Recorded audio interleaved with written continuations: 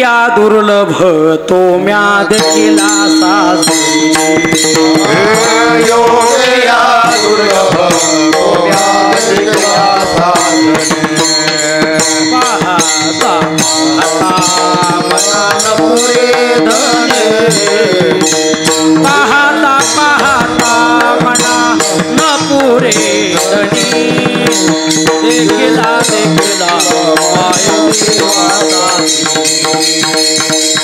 देखिला माय देवा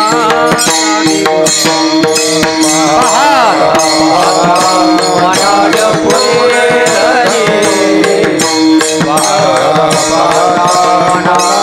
न पुरे धनी देखिला माया देवा देखिला माया देवा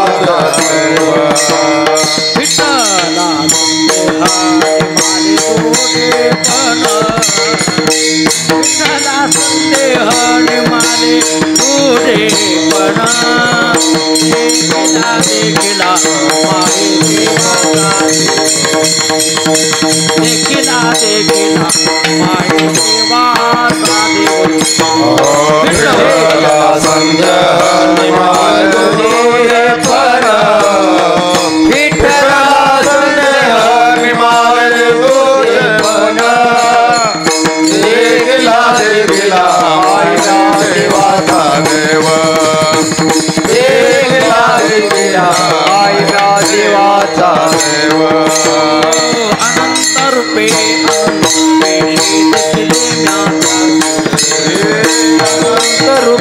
अनंत वेते देखिले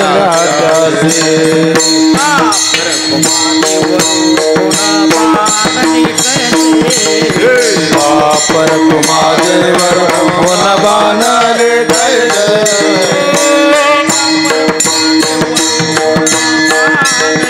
कैसी कुमादेवर पुन्हा मानले कैसे देखिला मायना देवाचा देव देखिला तुझे पण देखिला मायना देवाचा देव विठ्ठला संदेह दिवाळी तुझे हे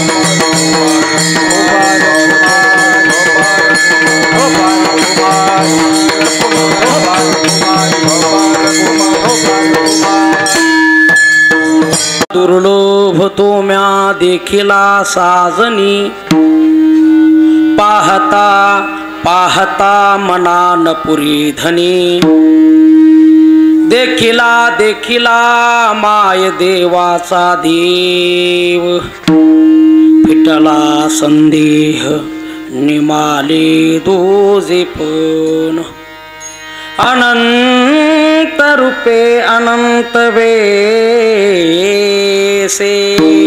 देखिले म्या त्यासे बापर कुमा देवीवर खून बानली कैसे अनंत रूपे अनंत वेशे देखिले म्या त्यासी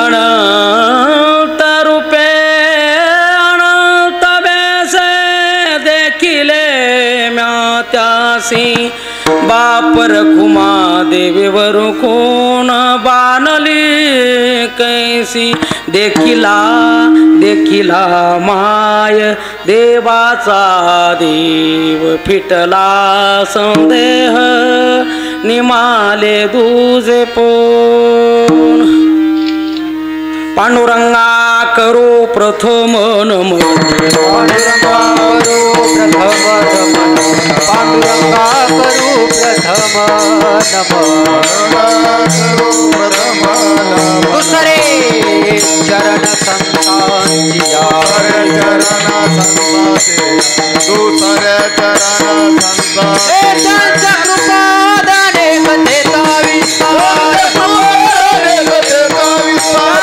कृपादाने कथेचा विस्तार बाबाजी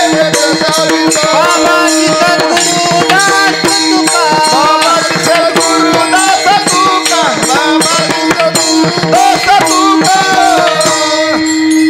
नमो सद्गुरु तुकया ज्ञानदीपा नमो सद्गुरु सच्चिदानंद रूपा नमो सद्गुरु भक्त कल्याण मूर्ते नमो सद्गुरु भास्करा पूर्ण कीर्ती लोकाभिरामं रणरंगधीरं राजीव नेत्रं रघुवंशनाथं कारुण्यरूपं करुणाकरन्तं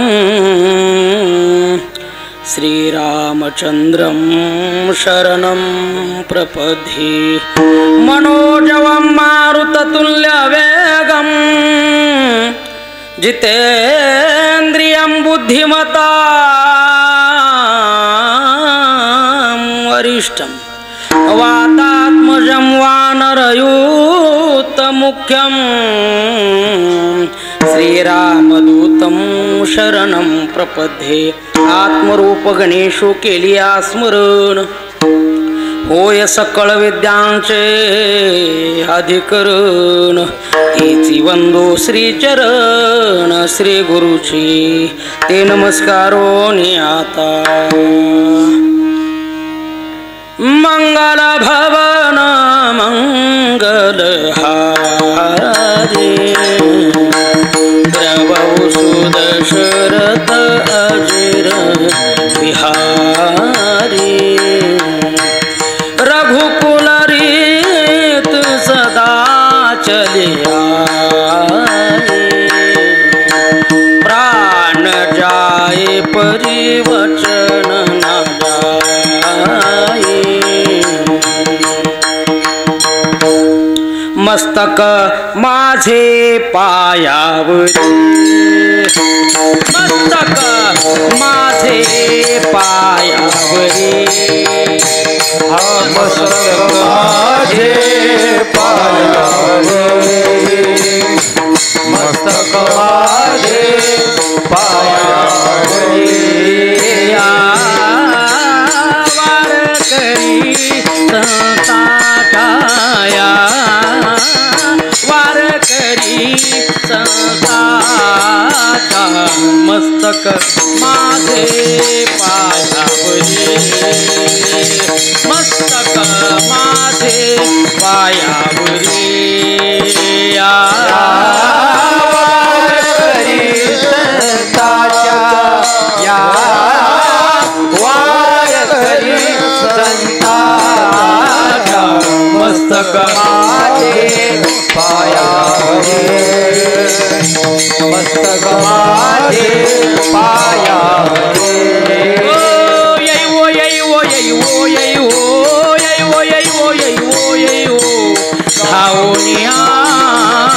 विलंब कावाया नावीना कृपाळू विलंब कावाया नावीना कृपाळू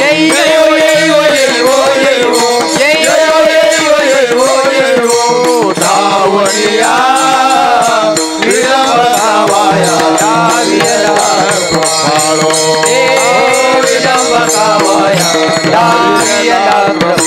विठाबाई विश्वंभरे भवटे दके विठाबाई विश्वंभरे भवटे मोठे गुंतरी समाय विश्वव्यापके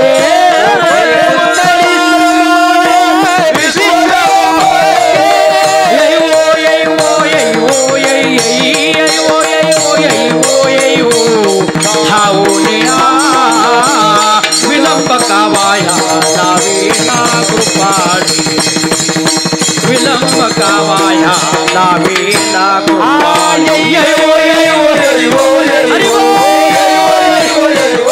हरी हरी विलंब कावाया लावेना कृपाळी विलंब कावाया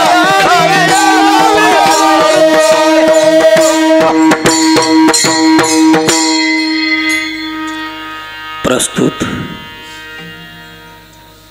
प्राप्त प्रसंगी कीर्तन रूपी सेवेकरिता निवडलेला अभंग योग्यांची माऊली साधकांचे मायबाप विश्ववंद्य विश्वसंत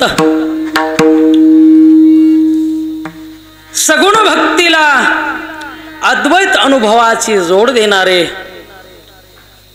ज्ञान कर्म भक्तीचा सुरेख असा मेळ घालणारे विश्वयोगी संत माझे ज्ञानोबाराय यांचा 3 चरणाचा भूपाळी या प्रकरणातला अत्यंत उत्तम गोड चिंतन या अभंग या ठिकाणी निवडला. विठ्ठल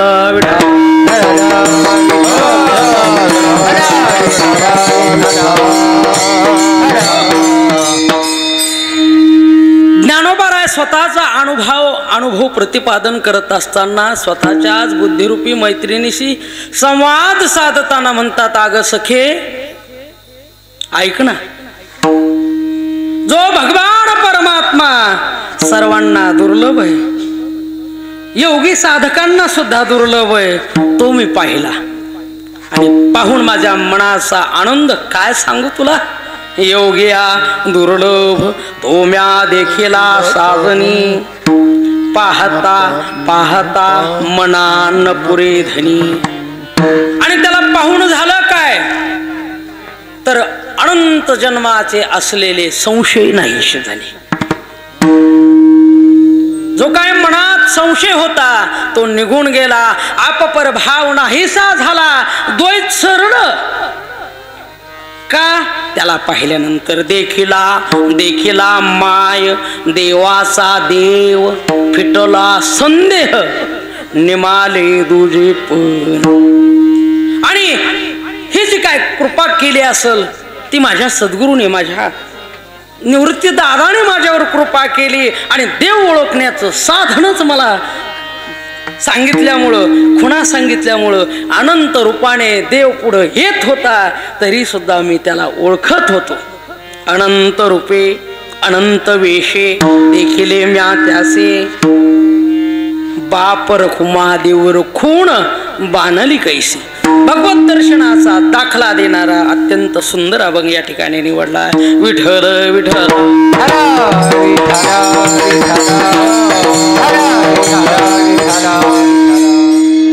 सकाळी उठल्यापासूनच मनात एक विषय होता.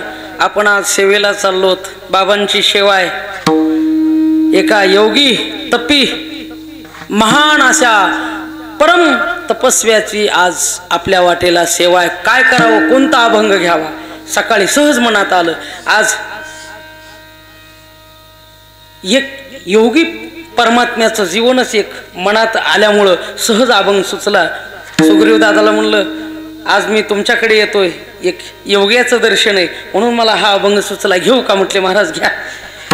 आणि सुग्रीव महाराजांनी मला अभंगाला परवानगी दिली. म्हटलं झालाय का, म्हटले नाही. आणि सकाळी अभंग सुचला आणि तुमच्या पुढे सादर केला. पाहूया, चंद्रशेखर बाबा दगडाला पाना फोडणारे माणसं आहेत. संताची ताकद म्हणजे सामान्य नाही. कोरड्या विहिरीतून पाणी बाहेर वाहू शकतं. भूत भविष्य वर्तमान ज्यांच्या रोमारोमात या ठिकाणी भिनलेलं असतं हे संत असतात, योगी असतात, परम तपस्वी असतात. आणि अशा तपस्व्याच्या पुढं एक वेडी वाकडी सेवा सादर करण्याची संधी बाबाने दिली, म्हणून या ठिकाणी मी धन्यवाद देतो. आदरणीय आपल्या अनाथाची माऊली आप्पासाहेब महाराज सौरे ही आपल्या पंचकृषीसाठी नाही तर सगळ्या समाजासाठी एक अवतरलेलं तत्व आहे. पण आपली ती लायकी नाही महाराज ओळखण्याची. माणसं ओळखायला या ठिकाणी तुका म्हणे अंगी व्हावे ते आपण तरीच महिमान येईल कळो, म्हणून आपला तो अधिकार नाही बाबाविषयी काहीही बोलण्याचा. फक्त त्यांचं दर्शन घ्यावं आणि जीवन कृतार्थ करावं. विठ्ठला विठ्ठला.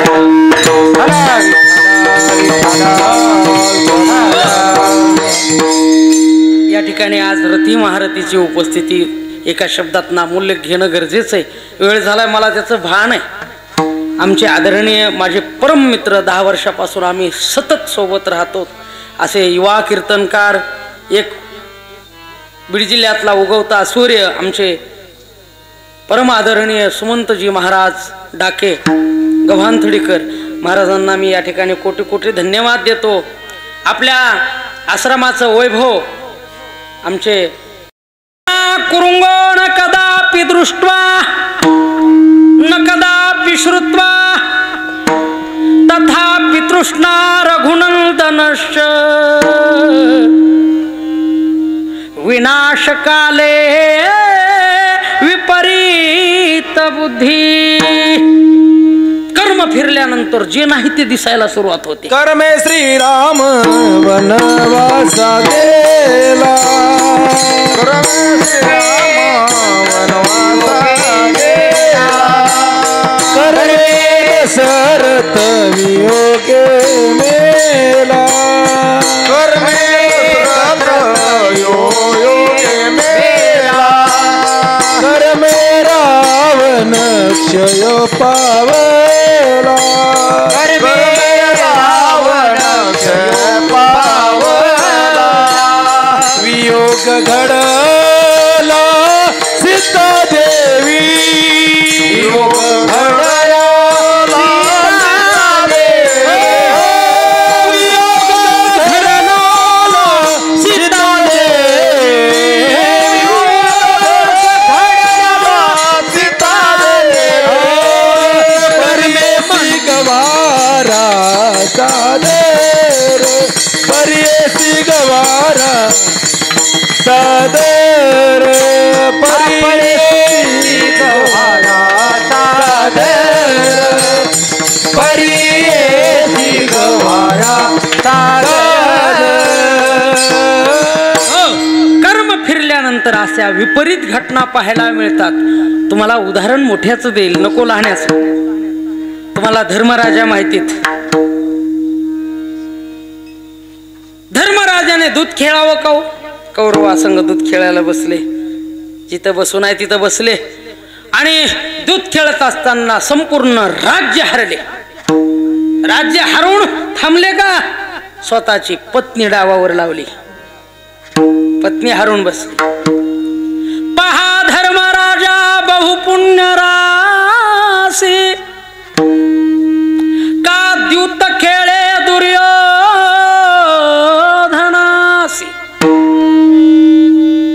हरवणी कांता केली उपाधी,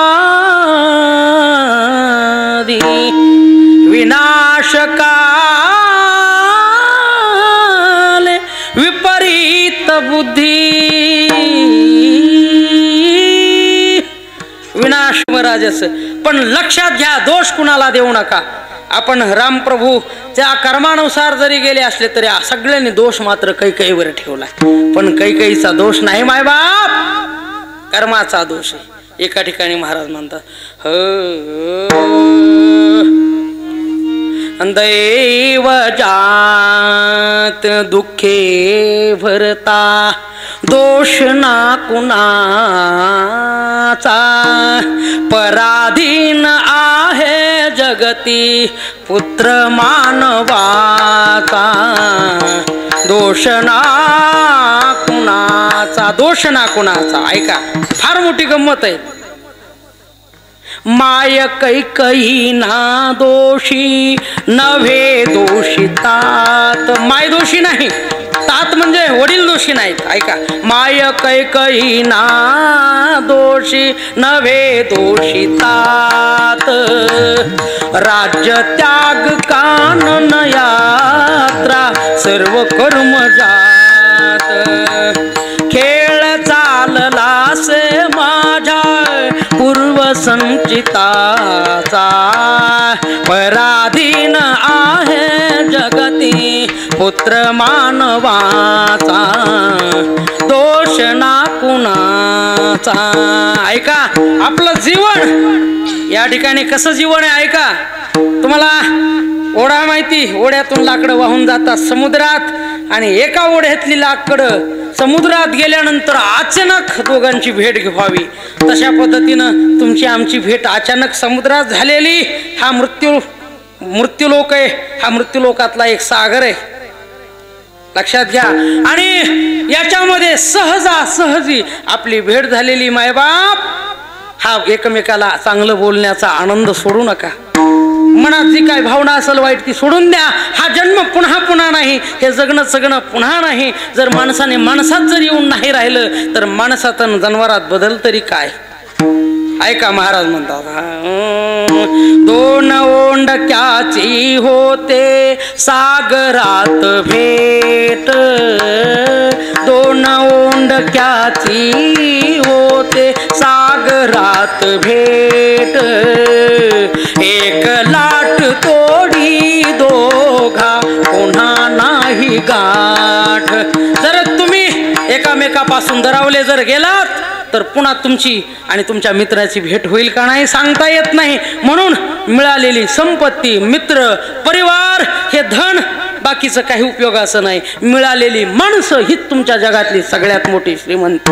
म्हणून जवळ आलेला माणूस कधीही तुमच्या वाईट बोलण्यातून बाजूला करू नका मायबाप, एवढीच माझी विनंती असेल. जसं दोन ओंडक्याची होते सागरात भेट.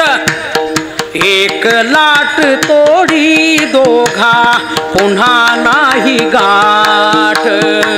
क्षणिक तेवी आहे बाळा मेळ मानसाचा. पराधीन आहे जगते पुत्र मानवाचा. दोष ना कुणाचा.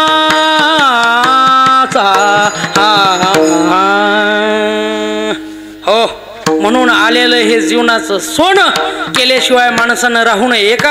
एका ठिकाणी ऐकलं होतं बघा, जरी आपल्यात बसत नसलं तर बसून घ्या. देवाने जगी तुला माणूस म्हणून पाठवलं, तुला देव नाही आठवलं.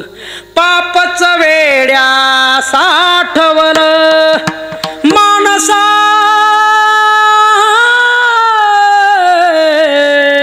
आता तरी माणसात माणसात या. हा भक्तीचा आनंद, भक्तीचा रंग पुन्हा नाही. जोपर्यंत इथं बाबा आहे तोपर्यंत सगळ्यांनी ह्या अमृत गंगेत हात धुवून घेतला पाहिजे. एकदा का उन्हाळा आला, पण उन्हाळा कधी तुम्हाला काही गोष्टी नाही समजल्यानंतर. म्हणून उन्हाळा येण्याच्या आधी फसल काढून घेतली पाहिजे. अरे आलाय पावसाळा, घ्या उत्पन्न काढून. आणि उन्हाळ्यात काय माहिती विहिरीला पाणी राहील नाही राहील. गंगा वाहती, नक्की जीवनाचं सार्थक करून घ्या. या कर्माचं करायचं काय. सगळ्यांना कर्मानं खेळ केलाय, मग या कर्माला जाळावं लागेल. मग जळतं कशानं. ते कर्म जळतं ज्ञानाने. ज्ञानाग्नी सर्व कर्माणां भस्मसात कुरुते तथा. ज्ञानाने जळतं. मग ज्ञान कुठं आहे. चंद्रशेखर बाबाच्या पायाच्या चरणी. विशेष हा लाभ संत संगे. विशेष हा लाभ संत संगे. विशेष संत संगे. विशेष हा लाभ. जेथे जावे तेथे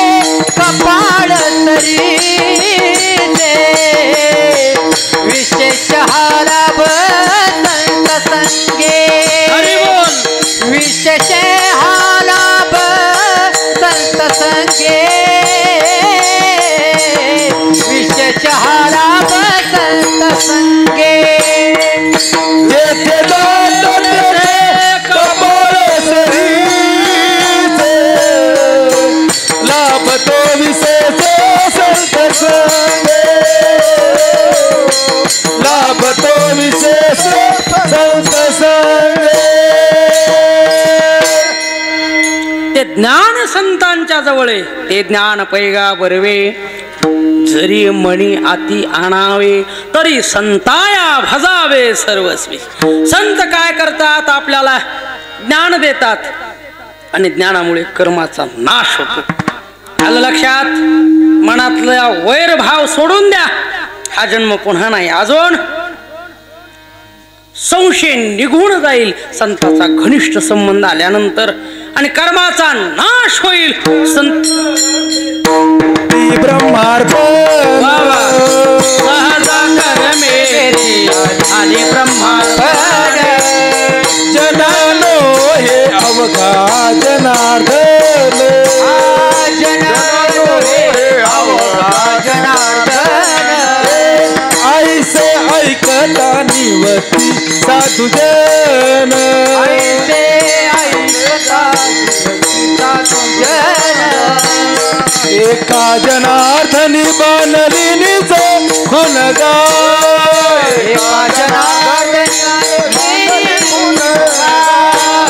एका जनार्दनी बनली निज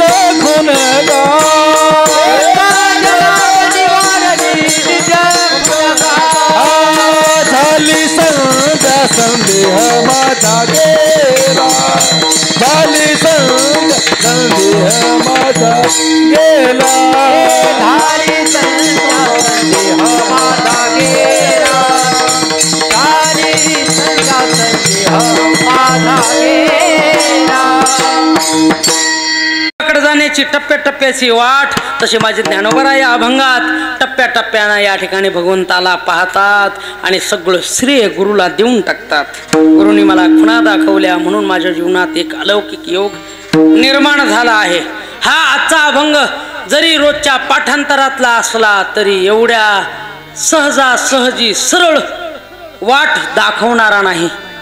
जरी अभंग दिसला तरी हा कूट अभंग आहे का, तरी सुद्धा मोठ्या धाडसाने संतांच्या आशीर्वादाने त्याची पूर्वपीठिका अंतरंग बहिरंग थोडा साधण्याचा प्रयत्न या ठिकाणी करण्याचा माझा प्रयत्न राहील. जी या ठिकाणी बाबा सद्बुद्धी देतील त्या पद्धतीनं मध्ये प्रवेश करण्याचा प्रयत्न माझा राहील. ऐका, हा अभंग म्हणजे भोपाळी प्रकरणातला अभंग. ज्ञानोबरायांनी नेहमी स्त्रियांची रूपक केली आहेत. काय रूपक? स्त्रियांची रूपक का केली तर स्त्रिया परमार्थासाठी फार पोषक असतात. परमार्थाचे अनेक गुण स्त्रियामध्ये आपल्यापेक्षा जास्त आहेत. सगळ्या आमच्या संतांनी भक्ताची अति उच्चतम अवस्था सांगत असताना स्त्रियांना गवळणीनं पुढं ढकललंय. ऐका, गवळणीनं पुढं केलंय. स्त्रियांकडे काय प्रेम आहे, स्त्रियांकडे प्रेम, स्त्रियांकडे त्याग आहे. स्त्रियांचं अंतःकरण भगवंताच्या फार लवकर जवळ जाऊ शकते. म्हणून स्त्रिया रूपक नेहमी ज्ञानोबराची 3 पाहायला मिळतात. एक स्त्री अशी तिनं लग्न केलं. ऐका महिला मंडळ, एक स्त्री अशी ज्ञानोबराय म्हणतात तिनं लग्न केलं पण नवरा बिचारा खराब निघाला. ती नांदत नाही, नवऱ्यानं हाकलून दिली. घरचे इकडं घ्यायला तयार नाही, नवरा घरात घ्यायला तयार नाही. मधीच तिला देव नाही आणि संसारही नाही, मधीच अडकलेली एक स्त्री. दुसरी एक स्त्री तिचं लग्न झालंय पण नवरा आणि घरचे देवाच्या देवळात सुद्धा पाय ठेवायला या ठिकाणी मजाव करता जाऊ देत नाही. देवाकडं तुला करायचं असलं तर घरचं काम कर, घराच्या बाहेर निघायचं नाही. फक्त संसारात अडकली, तिला देव नाही, फक्त संसार एक संसार. अशी दुसरी स्त्री. तिसरी स्त्री लग्न झालं आणि तिच्या लक्षात आलं आपल्याला देवदर्शन करता येणार नाही. भरलेल्या संसाराला कुलूप लावून संसार सोडून जी परमार्थ करते ती एक स्त्री. विठ्ठल विठ्ठल. ज्ञानोबरायाच्या रूपकामध्ये ह्या 3 आहेत. एकीचं लग्न झालं पण परमार्थही नाही संसारही नाही, मधीच अडकली, ती आहे विरहिणी. तिला म्हणतात विरहिणी. जी संसारात अडकून बसली, जिला देवाचं दर्शन होत नाही, संसार सोडता दुसरं काही कोणी करू देत नाही, ती संसारामध्ये अडकली, ती आहे भोपाळी. आणि जिनं संसाराला भरल्या संसाराला लाथ मारून जी देवाला मिळाली तिला म्हणतात विराणी. ती आहे विराणी. असे 3 रूपक आजची आपल्याला जी पाहायची आहे ही आहे भोपाळी. विठ्ठल विठ्ठल.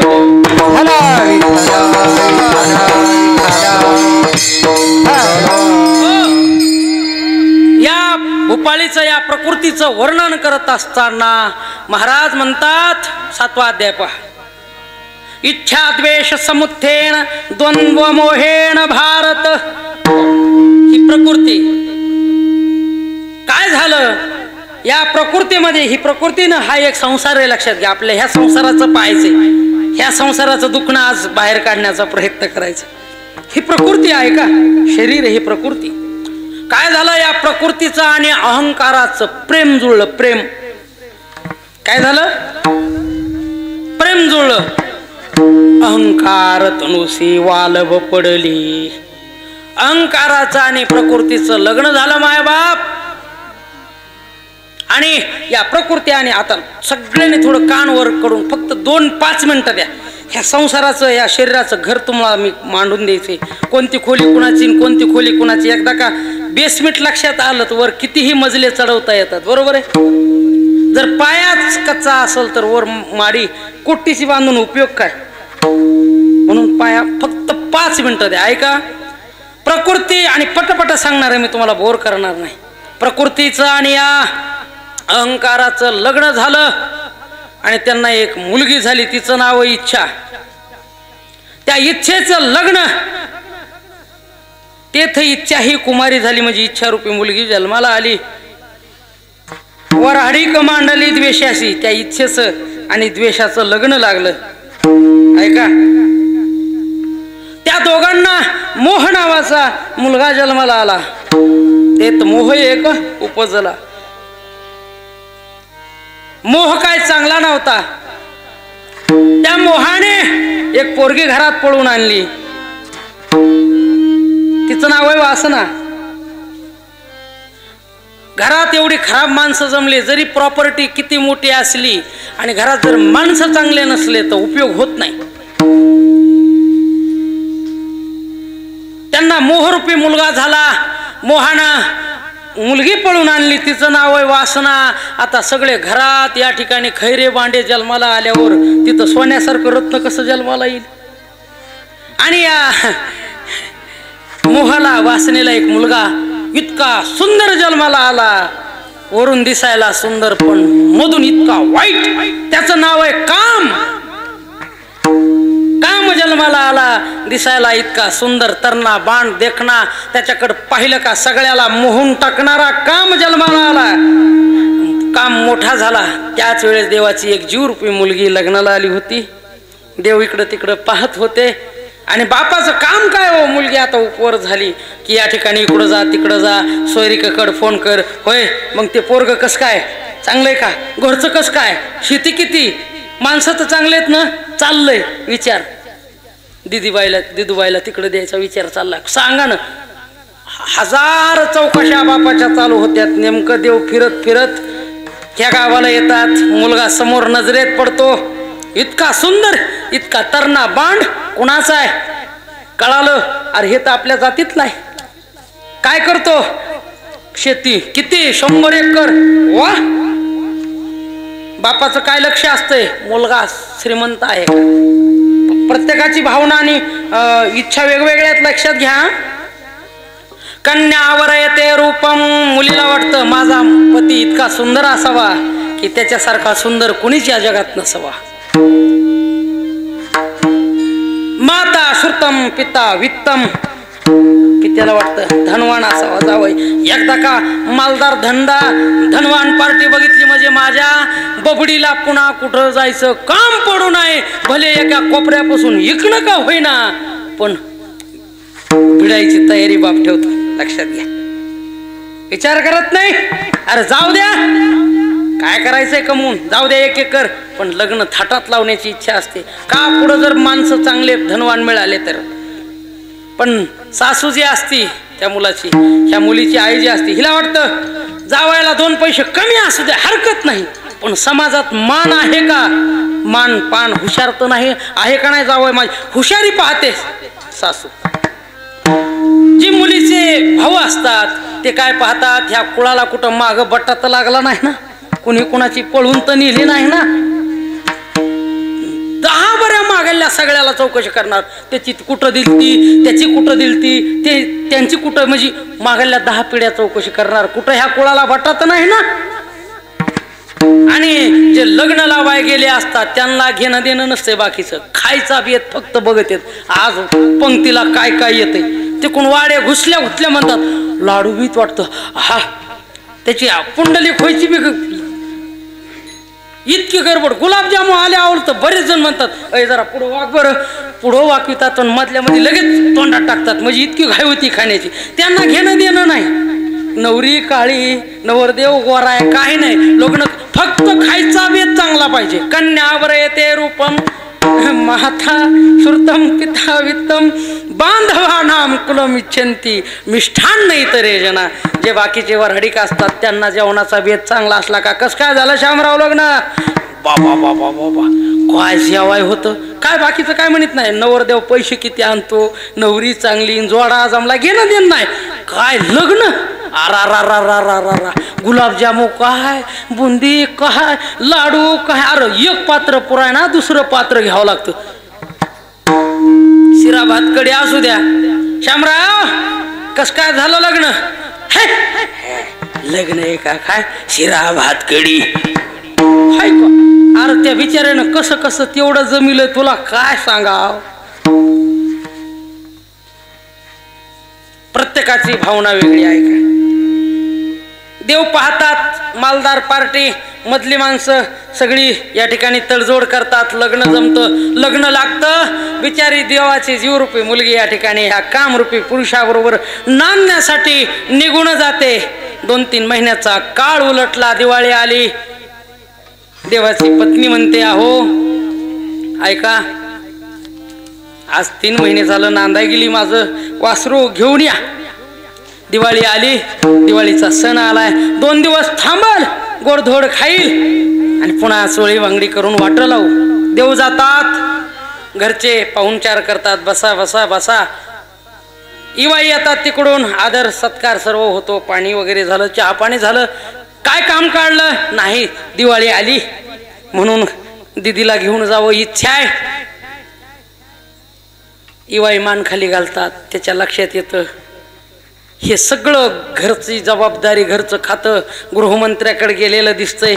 इवायाच्या हातात काही दिसत नाही. चेहरा सांगतो माणसाच्या घरात काय लायकी असते.